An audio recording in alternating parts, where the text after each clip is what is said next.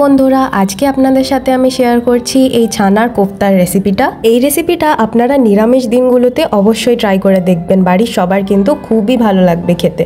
তো এটা বানানোর জন্যই প্রথমে আমি এখানে নিয়ে নিয়েছি পরিমাণ মতন ছানা। প্রথমেই ছানাটাকে আমি বেশ ভালো করে একটু মেখে নেব, তারপর এর মধ্যে মিশিয়ে দেবো একটা সেদ্ধ আলু। এবার আমি দিচ্ছি এতে 1 চামচ কর্নফ্লাওয়ার, 1 চামচ চিনি, স্বাদ মতো নুন, তারপর দিচ্ছি এখানে আমি জিরে গুঁড়ো আর লঙ্কা গুঁড়ো। এরপর আমি অ্যাড করছি এর মধ্যে পেঁয়াজ কুচি। এবার সমস্ত কিছু দেওয়ার পরে আবার এই মিশ্রণটাকে বেশ ভালো করে মেখে নেব। এটা মাখা হয়ে যাওয়ার পরে এরকম গোল গোল করে আমি কোফতাগুলো বানিয়ে নিচ্ছি। আমার বাড়িতে শুধু 3 জনই লোক, তাই আমি এখানে বেশি বানাচ্ছি না, কিন্তু আপনাদের বাড়ি যদি লোকের সংখ্যা বেশি হয় তাহলে আপনারা ছানার পরিমাণটা আরো বাড়াতে পারেন। তো এইভাবেই আমি সবকটা কোফতা একদম রেডি করে নিচ্ছি।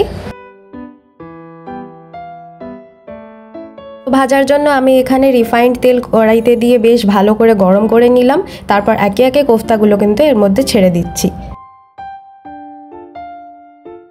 তো কোফতাগুলো যতক্ষণ ভাজা হচ্ছে ততক্ষণ এই কোফতাগুলোর জন্য আমরা একটা গ্রেভি প্রিপেয়ার করব। তার জন্য আমি এখানে টমেটো, পেঁয়াজ, আদা, রসুন, লঙ্কা, কাজু আর একটু পোস্ত নিয়েছি। এগুলো সমস্তগুলো আমি বেটে নেবো একসাথে। আমাদের কোফতাগুলো কিন্তু বেশ ভালো করে এখানে ফ্রাই হচ্ছে, আমি কিন্তু এটাকে উল্টে পাল্টে নেব।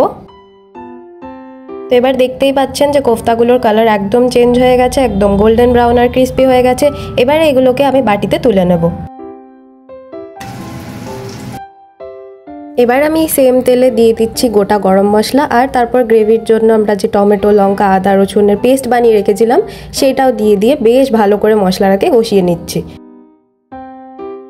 3 থেকে 4 মিনিট কষানোর পর আমি মিক্সির বাটিটা ধুয়ে একটু জল দিয়ে দিলাম। তারপর দিলাম একটু জিরে গুঁড়ো আর স্বাদ মতো নুন আর চিনি দিয়ে দিচ্ছি এখানে, আর দিচ্ছি এখানে হলুদ গুঁড়ো। আর তারপর আবারও এই মশলাটাকে আমি ভালো করে কষাবো যতক্ষণ তেল না ছেড়ে দেয়। এবার হালকা হালকা তেল ছেড়ে দিয়েছে, আমি এর মধ্যে দিয়ে দিলাম কসুরি মেথির পাউডার, আর আবারও এই মশলাটাকে বেশ ভালো করে ভাজতে থাকবো।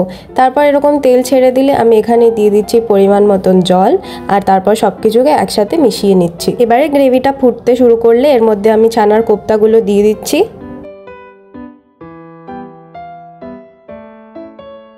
ছানার কোফতাগুলো এখানে দেওয়ার পরে আমি গ্রেভির সাথে বেশ ভালো করে এটা কিন্তু জাল করে নিচ্ছি। আর আমাদের গ্রেভিটা যখন এরকম মাখা মাখা হয়ে যাবে সেই পর্যায়ে কিন্তু আমাদের ছানার কোফতা একদম রেডি হয়ে গেছে। লাস্টে আমি এর ওপর থেকে একটু ঘি ছড়িয়ে দিচ্ছি আর একটু গরম মশলা গুঁড়ো ছড়িয়ে দিচ্ছি। লাস্টে এর ওপর 2টো কাঁচা লঙ্কা দিয়ে পরিবেশন করলাম। তো রেসিপি ভালো লাগলে অবশ্যই একটা লাইক করে দিও, আর please subscribe to my channel.